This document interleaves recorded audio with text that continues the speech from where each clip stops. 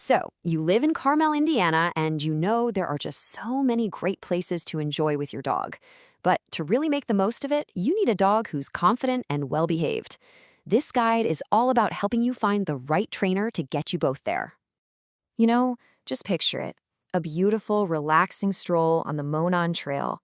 Your dog is walking calmly right by your side, not yanking your arm off or lunging at every single bike that whizzes by. That's the dream, right? Well, the right training is exactly how you make that a reality. We're going to walk through 5 key things to help you make a great choice. First up, we'll talk about what skills your dog actually needs for life here in Carmel. Then, we'll look at the different kinds of training programs, how to pick a real pro, what it's all going to cost, and finally, some local rules and resources you'll want to know. Okay, let's kick things off with the most important question. What do you actually need your dog to do? Because the best training is always tailored to your real everyday life. Really, what we're aiming for is a dog who can handle all the cool and sometimes busy spots Carmel has. You want them to be calm in the bustling arts district, polite around all the people in Midtown, and just a total joy to have with you at a gorgeous place like Central Park. It's all about building confidence for both of you. So, how do you actually get those results? Well, there are a few different ways to go about it. Let's break down the most common training methods and formats right now.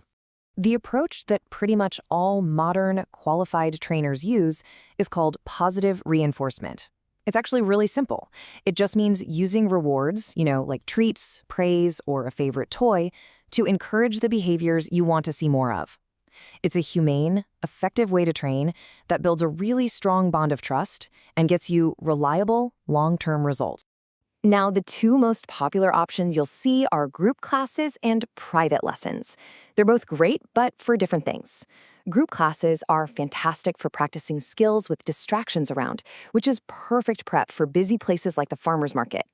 Private lessons, on the other hand, are ideal for tackling those specific problems that happen right in your own home, like jumping on guests or stealing food off the counter.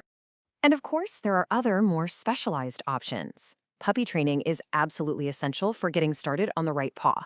Day training is a great boost, where a pro works with your dog for you. A board and train is a super intensive, live-in option. And then there's behavior modification, which is specifically for more complex issues like fear or anxiety. Okay, now that you have a better idea of what kind of training you might need, how do you actually find the right person for the job? Checking out a trainer properly is a really critical step. This is the question that's on every dog owner's mind. The dog training industry isn't formally regulated here in Indiana, so it's really up to you, the owner, to look for the right signs that you're hiring a true professional. Certifications are a fantastic place to start. Seeing these letters after a trainer's name, like CPDTKA or KPACTP, is a very good sign. It means they've passed some tough exams on things like learning theory and animal behavior, and it shows they're committed to keeping their education up to date and using ethical, science-based methods. Here's your checklist for when you talk to any potential trainer. You definitely want to hear them talk about positive, low-stress methods. A great trainer will always create a custom plan for your dog. They should also have a clear way to track progress, be totally transparent about costs, and for any serious issues, they should be willing to work with your vet. All right, let's talk about the money side of things. Getting a handle on the typical costs in the Carmel area will help you budget and compare your options a lot more effectively. So, prices can really vary a lot depending on what you're looking for. For example, a multi-week immersive board and train program is a significant investment. These are designed for really intensive training needs, and that's reflected in the price tag. But here's a look at the full range of typical costs. You can see group classes for puppies or basic manners are very affordable. Private one-on-one sessions cost more per hour, but getting a package of lessons can offer really good value. This table should give you a solid idea of what to expect to pay around Carmel and Hamilton County. And finally, let's go over some important local info. Knowing the city's rules and the best places to practice your dog's new skills will really set you both up for success.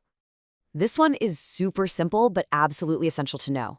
In Carmel, your dog has to be on a leash that's no longer than 6 feet anytime you're in a public space. That means sidewalks, parks, and yes, trails like the Monon. The only exception is if you're inside a fenced, official dog park. On the health and safety front, a rabies vaccination is required by state law, so that's a must-do. And while Hamilton County doesn't require a separate pet license, registering your dog with them is a really smart move. That county tag can be one of the fastest ways to get your dog back home if they ever wander off. Okay, once you start training, you'll need places to practice. The dog parks at Central Park and West Park are awesome for working on things like recall and social skills in a safe, fenced-in area. And for really perfecting that loose leash walking, you just can't beat the Monon and Midland Trace trails. And this is what it all comes down to. Investing in good training isn't just about fixing problems, it's about making your life together so much better. A well behaved companion truly opens up your world, making every trip to Clay Terrace, every walk in the park, and every single quiet evening at home more peaceful and enjoyable for everyone.